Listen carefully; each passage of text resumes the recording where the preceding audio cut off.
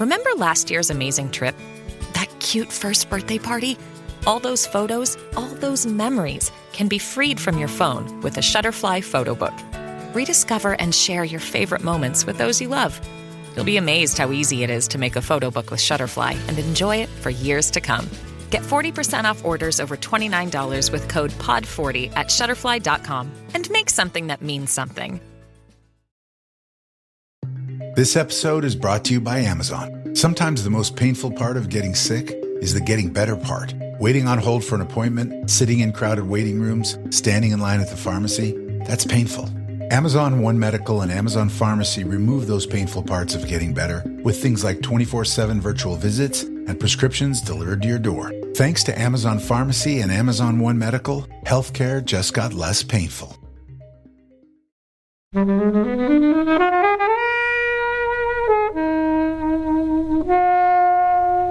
Well, the reason everyone's all horny for the wrong people is because of the moon. Yeah. I'm a huge fan of the moon. And that becomes I advocate this. that becomes apparent halfway through the film. Cher and Nic Cage fall in love Instantly. and have sex Yeah. within 30 seconons of meeting each other. All perfectly normal. And his first reading of I Lost My Hand was literally, I shot straight up from lying down on the sofa. That was one of the funniest things I've ever seen in my life. This film makes no sense. I don't understand how it won Oscars, but yet it's... We do now, we've seen the list of yet, competition. yet you cannot not watch it.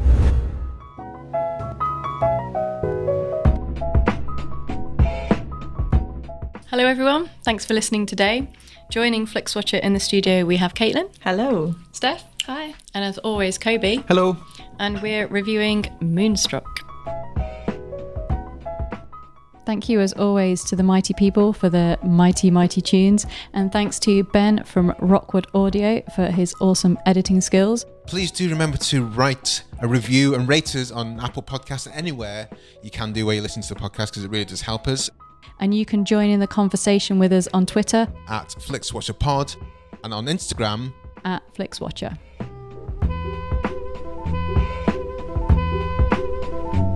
Hello and welcome to this episode of Flixwatcher podcast. In our studio today we have Caitlin and Steph. If you would like to introduce yourselves and tell our listeners about the work that you do, please. Sure. Hello, I'm Caitlin. I am a writer and programmer, podcaster. We do stuff for Bechdel Test Fest. So we're kind of a feminist film collective who champion the work of kind of unsung female filmmakers. And we put on screenings and run events to kind of promote their work and shout about them. We also do have a podcast. What's the podcast called? Podcast even is called Who Is She, where we kind of take the career and legacy of a female filmmaker or crafts person in the industry and kind of dissect what they've done and their importance in the industry and their legacy and things like that. So we have a couple of episodes up which you can listen to. Yep. But yeah, just generally doing bits and bobs in the film world. There seems to be a nexus of things happening like that here, because we've got, as we're recording, Helen is wearing the Girls on Tops tees. Yeah, shout out Girls on Tops. Yeah. And also I came across recently a distribution kind of platform, I guess, called Bird Eye Films. Yes, Bird's Eye View. Bird's Eye View, that's the one. Yeah. Yeah, that's cool. About promoting female-led, non-male-led films. Yeah. It's all about films released in the cinema. And if you buy a ticket, then they give a free ticket to someone else to help promote more films like that and people and attend this, which is really cool. Yeah. How did you guys start Bechdel Test Fest? Well, and you're Karina, Steph? Yeah, I'm Steph. Karina Antrobus kind of founded it, and then Beth, I think, was one of the co-founders, and we kind of joined last year, so we're quite new additions. So as it's grown, we've kind of needed more people to help out. So yeah, But it's been fun. Yeah, it's been so great. good. Yeah. So fun. Yeah. We've had so much. Yeah. I mean, starting the podcast. I've got to do a few kind of illustrations and poster designs. Oh, which has nice. been really cool. Steph is assets queen and Assets Bechdel queen, Test make Fest. lots of gifs, make lots of drawings. Yeah. I think a highlight has been we did a screening of Madeline's Madeline, and like with Mubi, and they got to make a poster. Josephine Decker, the director, saw it and she really liked it. She wasn't Signed offended. a load of them. It was great. So it's been amazing. Yeah. Like, the amount of stuff that we get to do. So what else do you do, Steph? Introduce yourself properly. Oh yeah, so I work on Channel 4's short form strand Random Acts in the day, and then do Bechdel, Test Fest, and do some illustration, bit of writing, bit of podcasting here and there. Kind of all round film bits and bobs. Great. Yeah. So we're talking today about Moonstruck, which is your choice, Caitlin. It is. So can you tell us, in either order, you have a 1 minute slot for a synopsis, and also do tell us why you chose the film. So I think I chose this film because it's kind of bonkers, but I really love it, and there's something quite warm and romantic about it, I think. I first saw it not too long ago, and it's just one of those films I feel like I've always had on a list to sort of tick off, because it was kind of Oscar winning, and it's always stood out. But yeah, so it's about Loretta, who's played by Cher, and she's a widow. She's been widowed for about 7 years, and she thinks she has bad luck, and she doesn't really believe in kind of weddings and romance in that way. She thinks she's ruined it for herself in her past relationship. And then at the start of the film, when we meet her, she gets proposed to by the guy that she's seeing. And he's really keen for his estranged brother to come to the wedding to sort of reconcile their past like fractious relationship. And this brother is played by Nic Cage. And essentially Loretta begins to fall for the brother of the man that she's supposed to marry. And that's kind of the central plot, which is sort of woven into these other kind of vignette stories about the love, romantic lives of her family and her parents, and they all live in this one house with the kind of crazy grandpa who has loads of dogs, and he's just great. So yeah, it's a whole kind of mix of things. Helen, what were your thoughts? Have you seen this before?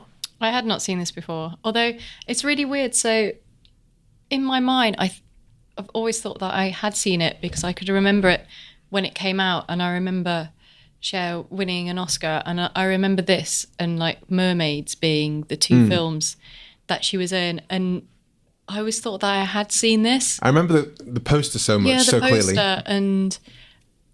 And I remember her outfit that she wore when she won the Oscar as well, more than the actual film. And I just remember being kind of like Cher, the actress, around this. But no, I watched it when I clearly have never seen this film before.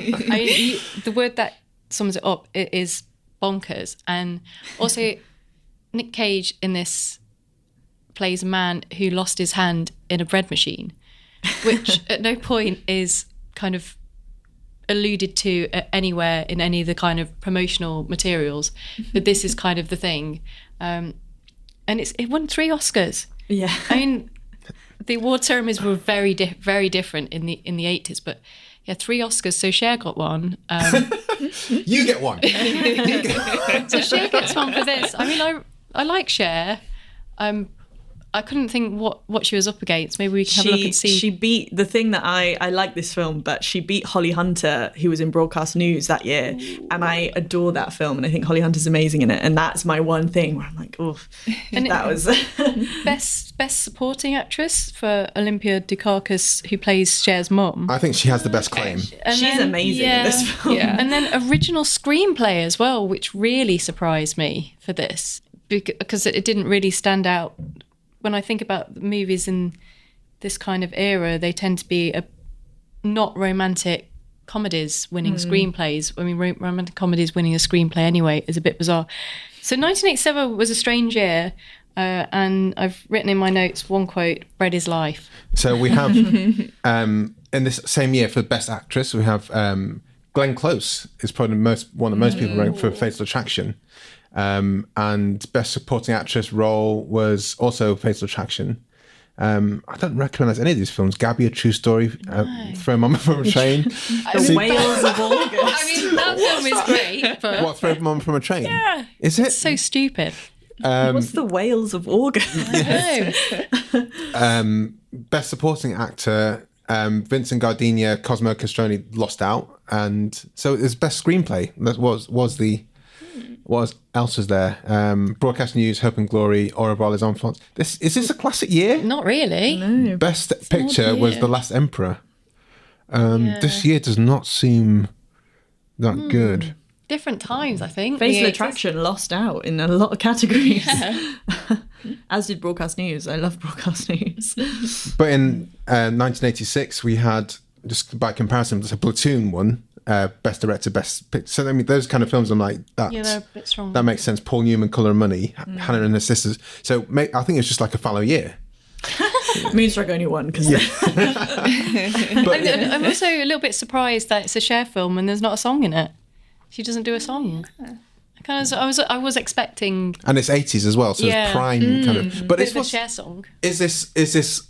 Would you class this as an 80s film? Obviously, it's shot in the 80s, but is this like an 80s film in the John Hughesian way, apart from the big hair, maybe? Yeah, I was going to say, in terms of fashion and hair on Cher, then yes. And it's really funny that like halfway through, like she goes through a makeover, and it's like she didn't really look that dowdy before. She basically had a few grey hairs and like maybe her eyebrows needed doing. But the grey hair was like, they were so excited. You're going to take out the grey? Yeah. Oh, thank God. What's the matter with you people? I think because this film's kind of towards the end of the 80s, it leans slightly into the kind of trend that started to appear in the 90s when you had the kind of Meg Ryan, Tom Hanks sort of era. Like that's what Moonstruck feels a bit more like to me, in that sense. Like it leans slightly more into the kind of 90s rom-coms rather than like a John Hughes style kind of 80s film. Just going to touch briefly on the director, Norman Jewison. I didn't, when it came up as like a Norman Jewison film, I was like, who is this guy? Why am I supposed to know his name? But he's got quite a few Stone Cold classics in there. Fiddler on the Roof. I don't know, maybe I'm just showing my age here. In the Heat of the Night. In the Heat of the Night, yeah. It's a big one. Jesus Christ Superstar. The Hurricane. I'm like, this guy, I'm wondering if he was kind of a big cheese. Riding on the wave of his own name in this film, because this doesn't sound this in the Heat of the Night versus this. But I guess maybe Fiddler on the Roof is a bit closer to this. Yeah, well, Jesus Christ Superstar, there's that kind of, I don't know, maybe something kind of a bit outlandish about some of those. Right, sorry. What are your thoughts there, Steph, on this film? I just love this film. I can't remember when I last saw it. How many times have you seen it? I've only seen it twice, actually. Like, I saw it for the first time because actually Bechdel Test Fest put on a screening of it. Oh, did you? This was like a year and before, a half or before 2 my years time. ago. Yeah. And I said that I'd never seen it, and Beth was like, "You need to watch it right now," and like brought me a DVD.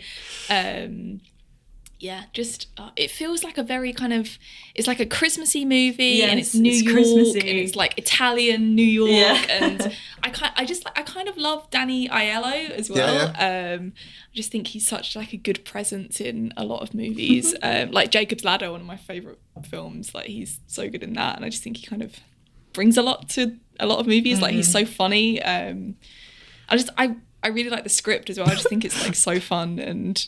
How? What? How? What do you mean? It's so fun. It's so funny. Yeah. I laugh all the way through. This film does not make any sense. So basically, are they putting down everything, or the reason like everyone's all horny for the wrong people is because of the moon? Yeah. I'm a huge fan of the moon, and that becomes I advocate that becomes apparent halfway through the film. So this film takes place over the space of 2 days. It's very short. Yeah, it's a short. So in which short time your man's gone back to Sicily. Yeah, to his mother who's dying. She comes back to. She's resurrected. I don't know what the best term is for that. She's like on her deathbed and she stands up. Yeah. And then he flies back. So that's the time frame. So literally, he's kind of touched down and he's come back. So that's 2 days. There's one night there. Cher and Nic Cage fall in love instantly and have sex within 30 seconds of meeting each other. All perfectly normal. I don't know what you're talking about. That his entire life up until that point has been mourning the loss of his wife, who didn't want to go out with him because he now has to wear a wooden hand. The thing about this film is that at the same time, there's dalliances in extramarital affairs going on. Yeah. No one seems to really be that bothered about that. Olympia Dukakis his father-in-law thinks that she's having an extramarital affair, but doesn't seem that bothered by it because he's walking the dogs. And then at the end just goes, you need to pay for your daughter's wedding. Yeah. Nicolas Cage isn't at his 10. He's at his 7.5, which is super high for anyone else. Yeah. And his first reading of I Lost My Hand was literally, I shot straight up from lying down on the sofa. That was one of the funniest things I've ever seen in my life. This film makes no sense. I don't understand how it won Oscars, but yet We do now. We've seen the list of the competition. Yet it's strangely like you cannot not watch it. Yeah. Because it's so daftly, stupidly, I can't, bonkers. It is bonkers. I think the thing is that this film is supposed to be kind of operatic. Like the whole theme of the when I actually rewatching it before the podcast, You're trying to read depth into it. Well, no, but it really struck me that the first images you see are of this van that is transporting stuff to the opera. It's taking, you see the back, behind the scenes, the staging of the opera, and they go and see the opera, obviously, and it's like this big kind of momentous moment for the relationship between Cher and Nicolas Cage. And this film is bonkers, and everything about it is so kind of it's over the top, and it everyone's acting is so heightened and so kind of reckless, and it's like reckless abandon, the way that they kind of approach it. But I think that's just part of the charm and the joy of it. It's like completely, they let loose, and they're understanding that, that they've never really loved freely before, because there's that really crucial line, I think, that Olympia Dukakis says when she asks Cher if she loves the Danny Aiello character, because she says, and Cher says no, and Olympia Dukakis says good, because when you love them, that's when it all goes wrong, or whatever. And that's kind of, she's never really expressed herself before, and I think the Nicolas Cage character brings that out for her, and that's like the crux of the story. My favourite line was when the dad, was it Better than bread is life. No, when he goes, I don't understand what's going on. Oh, yeah. Why are you crying? Yeah. I'm confused. Yeah. And I was like, yeah, that's exactly right. And then Nic Cage proposes to her after less than 24 hours. Fine. Yeah. Fine. Love moves in mysterious ways. Yeah. Weird stuff happens when the moon is enormous. Exactly, yeah. It's magical, there's this like mysticism to it that I think is, that's what the moon does. There's also a scene in, when she's cooking him his steak, where is she eating like just plain spaghetti? I don't know. No sauce on it. I didn't pick that up. He's eating steak and plain she spaghetti. does. Yeah. She's in a bowl she of just it. has the spaghetti. Where's the sauce? I don't know.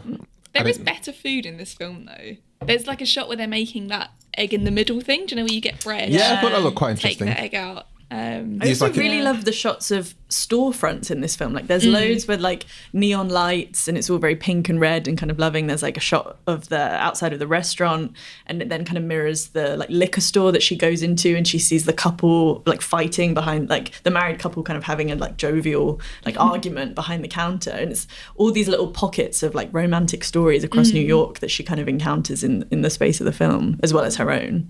I like that a lot. I really love how different films of that time can just like show New York like completely differently. Like you have like Do the Right Thing is like from a similar time, and that's like completely different from even when Harry Met this. Sally doesn't present it in a different way. When did Manhattan come out? Oh, that was the 70s. Oh, that 70s. Yeah. But yeah, I think it's so interesting that you can have all of these films where you are kind of in this little pocket and it's completely unrecognisable, even though it's the same city, from another film that's like in the same it like area. takes to those communities and like expands their world to sort of be like this whole city, and like so much to it is One scene which I just remembered, which kind of also threw me for a loop, was when your man goes to Sicily to see his mum, and they're at the airport, and then this random older lady goes, I put a curse on that plane. I put a curse, I'll tell you. And then that whole reading of it sets up the tone for the rest of the film. This film is really weirdly about death a lot. Like a lot of it is about funeral home, doesn't she? Well, so she's kind of like a freelance bookkeeper. Yeah. So the first thing you see her at is this funeral home. Her previous husband has died. The mother is done. The what? Sorry. No, did she go to the forest as well, or was it just like a random like corner shop with that couple? So she does like odd kind of. She goes and works for like different people. The funeral home. The mother-in-law is dying. Her ex-husband has died. There's like so much. She's like worried about like her parent. Like there's kind of references to like her parents getting older and things like that. And this film is really preoccupied with death, which I find really like kind of funny for this sort of romantic comedy angle. It's like that's an interesting theme to really like pick out. But. Also that thing about Cosmo kind of probably fearing death, and that's why he's like chasing other women. When she's like, Cosmo, I love you, but you're still gonna die, or whatever she says to him. Like that kind of thing of people like chasing down love because they're afraid that they're gonna die to keep soon. His youth and so that means cheating on his wife and there's a lot here. There's a lot to it. I mean, yeah, fair enough. Should we head to the scores? Let's head over to the scores. Imagine what's possible when learning doesn't get in the way of life. At Capella University, our game-changing FlexPath learning format lets you set your own deadlines so you can learn at a time and pace that works for you. It's an education you can tailor to your schedule. That means you don't have to put your life on hold to pursue your professional goals. Instead, enjoy learning your way and earn your degree without missing a beat. A different future is closer than you think with Capella University. Learn more at capella.edu. Welcome to our spreadsheet of dreams. Well, the scores are out of 5. You may have decimal places if you wish. And we'll start with you, Caitlin, with your recommendability. I mean, this is a 5 for me. I would wholeheartedly recommend this film. I mean, because even if you just think it's a bit bonkers, like it's entertaining at the very least. But I do think there's a lot there that's just really kind of warming and romantic and. Yeah, just crazy, but in the kind of nicest way. Like there's no harm in this film, Like I think I find it quite comforting. I think if this film was presented in any other way, like you say, there's a lot of talk about death, there's a lot of infidelity and stuff going on. It could quite easily be. I wonder what the script looked like. A, for people's readings of what's on the page, Nicolas Cage, the cursed lady, plus B, how the interpretation of infidelity and death is kind of actually comes onto the screen. It could have been a whole completely different film. Yeah, I don't know whether like watching it through 2019 eyes, but when she first meets Nic Cage and the scene in the apartment, he's quite scary. Yeah, because he just takes her up there. Yeah, and I was a bit like, oh, okay. Yeah, he says something that's quite harsh, isn't that? I'm going to take you to bed and stuff like that. She's kind of asking him to like, just like, she says something like, just destroy me or something, like leave nothing of me. Yeah. Which, I mean, yes, it's maybe doesn't necessarily hold up in kind of 2019 standards, but I think there's something just there about this kind of like animal, like carnal energy that they feel between one another that's like pulling them together, that she clearly does not have that with the Danny Aiello character, because she barely even like kisses him in the film. Like I think they kiss like once or twice or something. But yeah, that scene is, supposed to be this kind of like violence of romance. Exactly. Yeah. There was another non sequitur where one of the ladies that worked at the bakery just goes, I love him so much with all my heart, but he'll never know this. And then that's when she's crying. Yeah. You see? Because of he's his so tormented. Passion, for his bread and his ex-wife, his ex-fiancée. His ex-fiancée. Yeah. Yeah. I lost my hand. Sorry. It didn't look like he lost his hand, though. It looks like he only lost some of the fingers. Yeah, he still had his palm, didn't he? Yeah. It's not that bad. I'm going to go 5.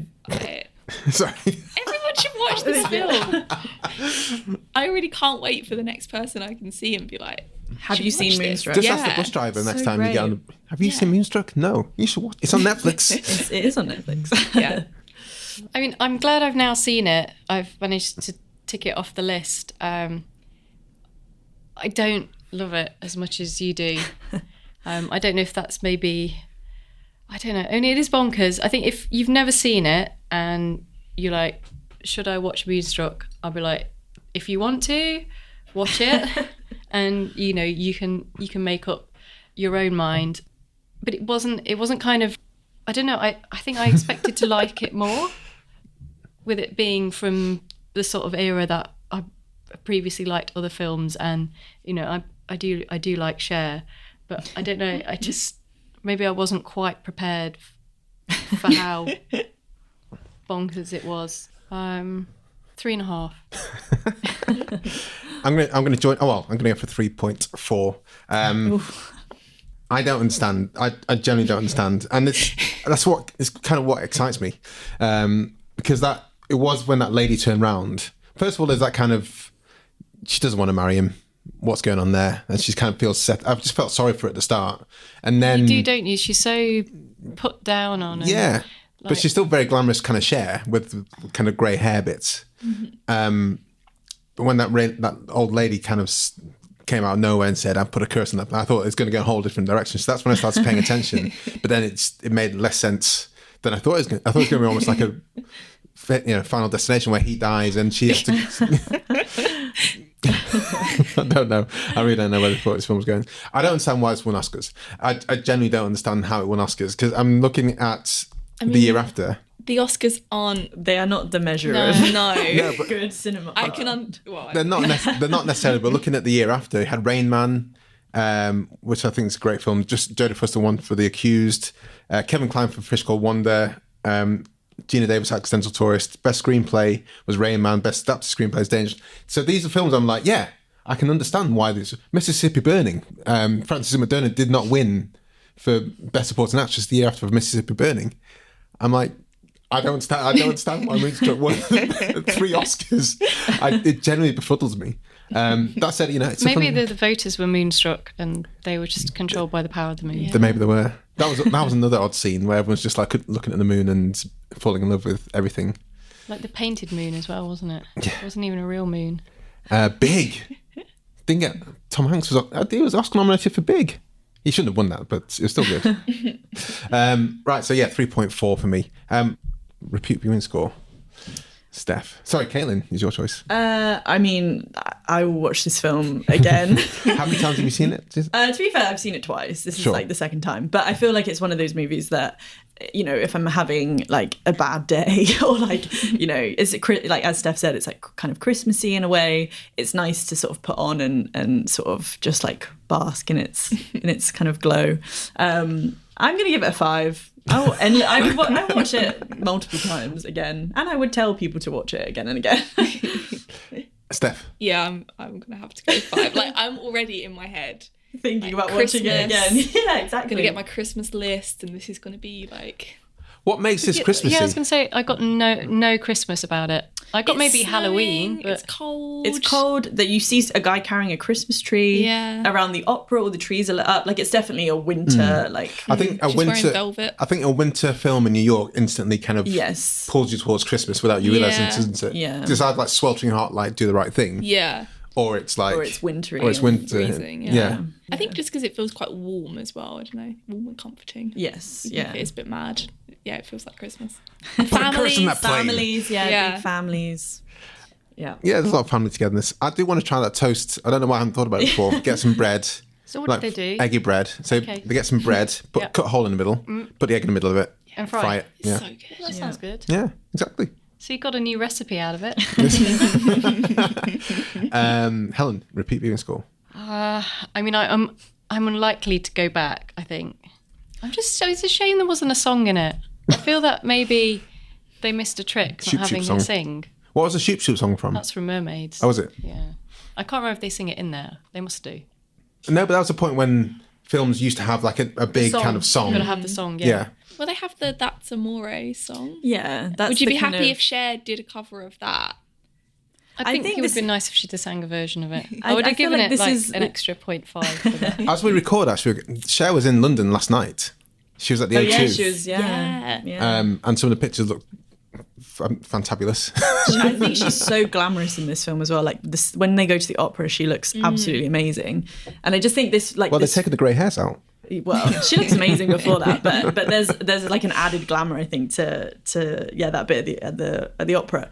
But yeah, I don't think this film is like meant to be a vehicle for like Cher's singing career, and like this was her doing something serious as an actress, and I think that's why probably there's like... It's not a serious film.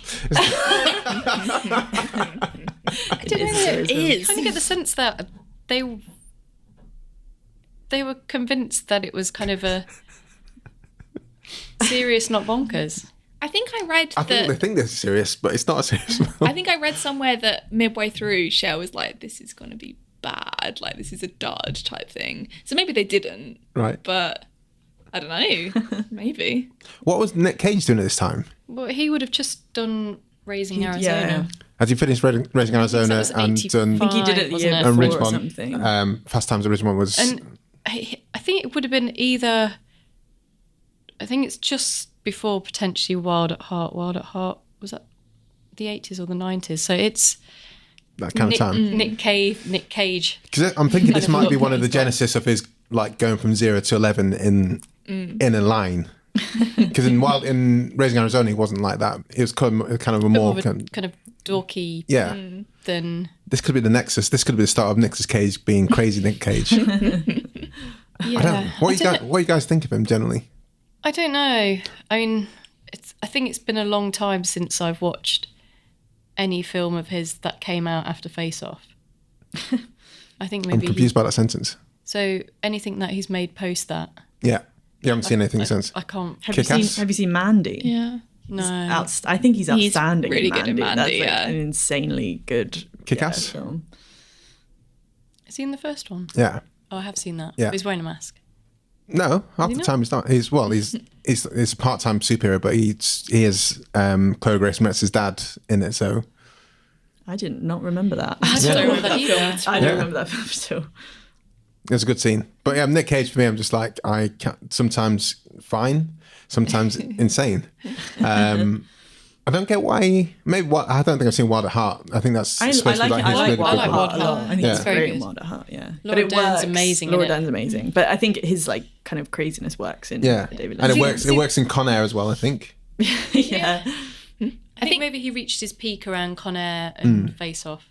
Maybe he's like another Will Smith kind of person where we kind of think, but what has he done good recently? So Mandy. Mandy's amazing. Mandy's Mandy's okay. He's got amazing. one that's coming out. Is it Colour Out of Space? Colour Out of Space, He's yeah. supposed to be pretty good. Yeah. I guess it's just like when it fits him, like the role. Yeah. But I've never been bored by him. No, So exactly, yeah. Yeah, so sometimes he's just kind of crowbarred into these films which are not for him. yeah. Yeah. And I think sometimes when people are like, I want Nicolas Cage to be in this movie, that's when it's like at its best. Like, Perfect vehicle for Nic Cage. Sorry, repeat being score, Helen. 1.5.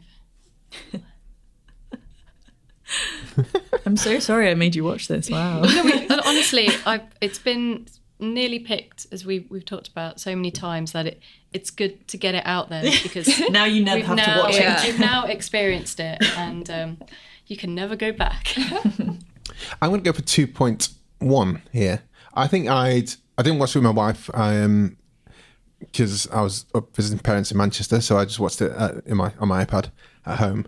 But I think she'd quite enjoy it. I think I'd like to see her reaction to some of these things because I think she'd get a kick out of it in the same kind of way that I did. But other than that, I can't really see myself watching it again. Small screen score. I mean, I would love to see all the shots of the moon on a big screen like that. That kind of, I think, would really bring out that part of the story if it was so kind of huge and like, you know, the magic of it really comes across on the screen. So you saw it first at a showing that you guys did? So no, the first time I saw it, I just was on Netflix. Actually. Oh, okay. Yeah. So Steph, you saw it on the No, big... I didn't see it either. Oh, It right. was just I thought that Bechdel Fest. This was like before. Yeah, This was before my time, before your time. I think it was just when I was like You were starting, maybe. kind of in there, but I don't think I could go to the screening. And yeah. So... Okay, give So us a I've small never screen seen score. it on a big screen, but I would like to. But it's really, I think it's, you know, it's good on a small screen. I mean, we'll go 4. I don't see why Steph. you can't enjoy it on a small screen. Yeah, I think I would go like 4 as well. I would really like to see it on a big screen. I think there's like nice little moments when you're paying attention to it and you're kind of if it's like loud and Yeah. big, like it is mad. But there's like a couple of really nice bits. There's a bit where he's in the opera, they like play the xylophone to get them back into their seats, and that little tune like melts into the score. They like use it in the score after that, and just little bits like that. It's like, oh, I'd love to see that, like hear just that hear that all properly, like surrounded. But I think it's fine to watch on TV. Like, yeah. Helen? I don't know what I would have got out of it watching it on a big screen, but I do appreciate that it's got quite a cult following, I imagine. I know you're looking at me, you're looking at the wrong person. I mean, it's a cult following right here. I would have thought maybe the Prince Charles had had it on. That would be the kind of thing that maybe I'm sure they'd sort of do with kind of people throwing some kind of stuff or something. I don't know. But what do you think? What do I think? I'm going to give it a 5. I think it works on the small screen, and it's, it is on Netflix, and I think it's been on there for a while, hasn't it? So it's I kind don't of know. got that It could have gone off and then come back on again. Coziness of like knowing it's there for people who like it. Had Cher sung in this, how would that affected your scores? I'm talking like a club banger, so like... No, I don't want a club banger. It would have had to have been song something... level. Yeah, but that was appropriate for the era. I don't. When you say club banger, do you mean like Cher's Believe? No, I mean just like a good song, not just like a... she not sings... for a club. Yeah. Oh, right, okay. Yeah, I think the song, if she'd have done a version of that, would have elevated That's it. Amore? Yeah.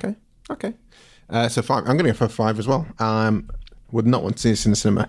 But when you're looking at me for like, is this a cult classic? I was thinking I literally have no idea what people would be doing if they're going to Prince Charles Cinema. Because for me, I'd be laughing off my face, but you guys seem to take it more seriously. So I don't know what kind of level it's kind of pitched at. I think it's both. Like, I laugh at bits. I like care about lots of it. I think, it probably does have a bit of a cult following because it is quite bonkers, but I don't think it would be the kind of level of like a Rocky Horror Picture Show kind of cult. Sure. Do you know what I mean? Like, it's not that level of like people dressing up and going and, Just everyone dressed as Cher. Yeah, it would be great, but... All the guys with like wooden one glove hand, hands. yeah. Turning up in their vests. Yeah, definitely. Right, engagement score. I mean, obviously a 5. I really like this film, as I think I've expressed. Yeah? I think it's great. Steph?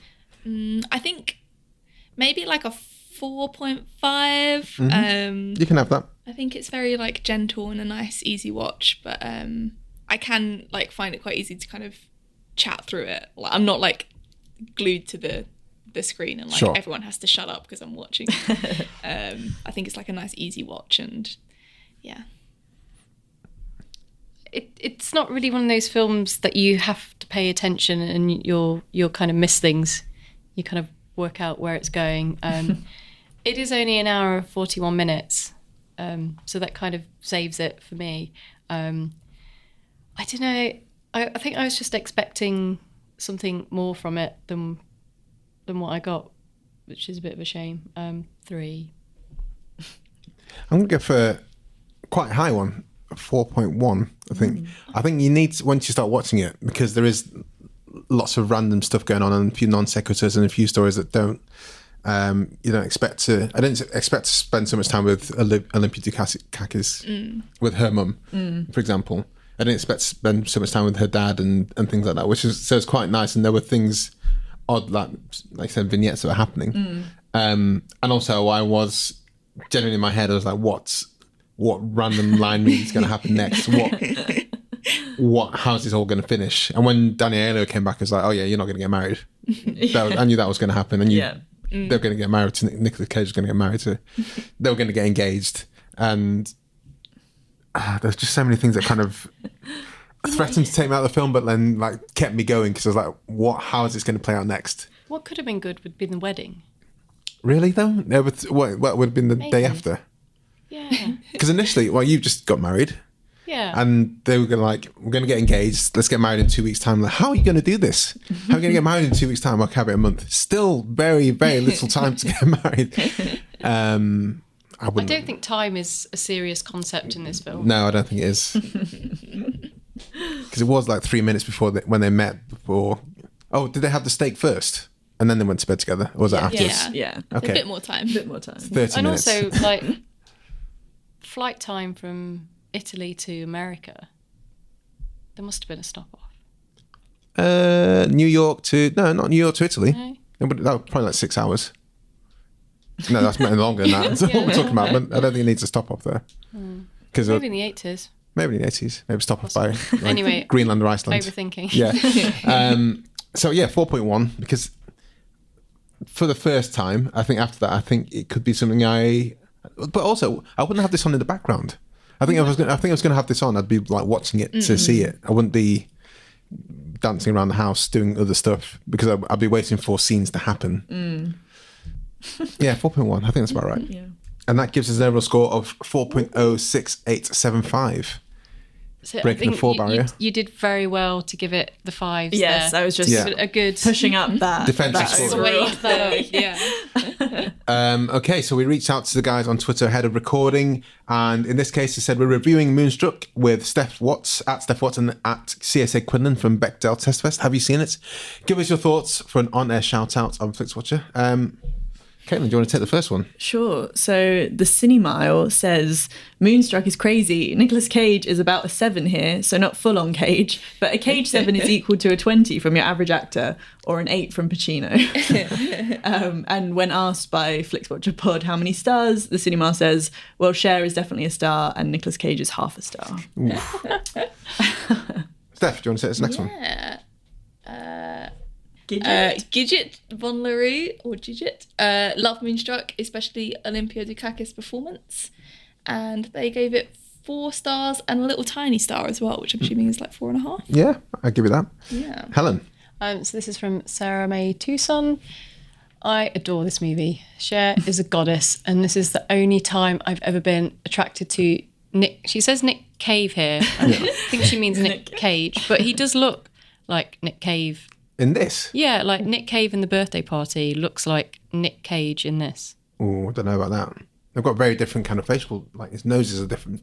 Got the same kind of like mad hair and mad face look. So we think it's Nick Cage. And then that's fair.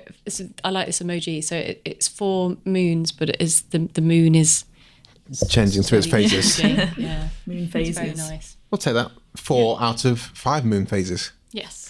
Yeah, thank you so much, guys, for joining us. Can you tell us where people can find you online and say goodbye to the listeners? Yes, thank you very much for having us.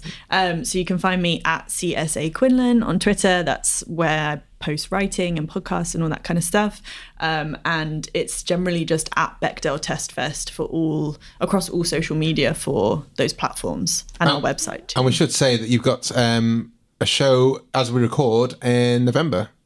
Yes, we do. Steph Watts. Yeah, so we have on the 4th of November at the Prince Charles Cinema. It's a screening of Whip It to celebrate its 10th anniversary. And that's 4th November 2019. 2019, yeah. And how can they find you? If they want to buy tickets, how do they do that?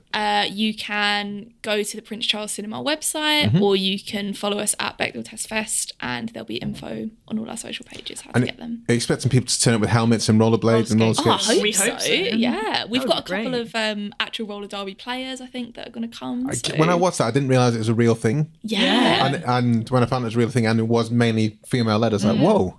Yeah, it's great. It's Someone who intense. does it. Yeah. They always have like a broken ankle. Yeah, bruises for days. Yeah, I went to a roller derby match a couple of weeks ago for Preparation. research. It's intense. It's fast.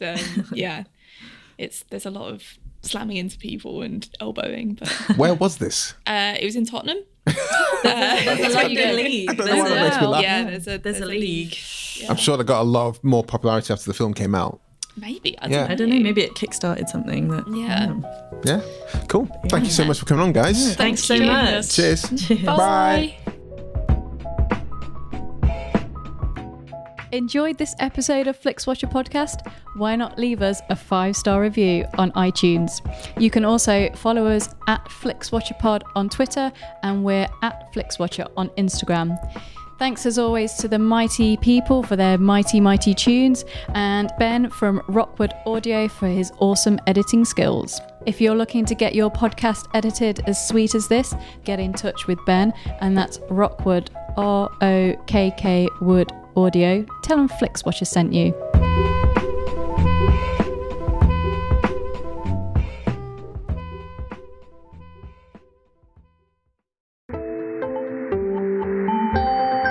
You just heard a Stripped Media production.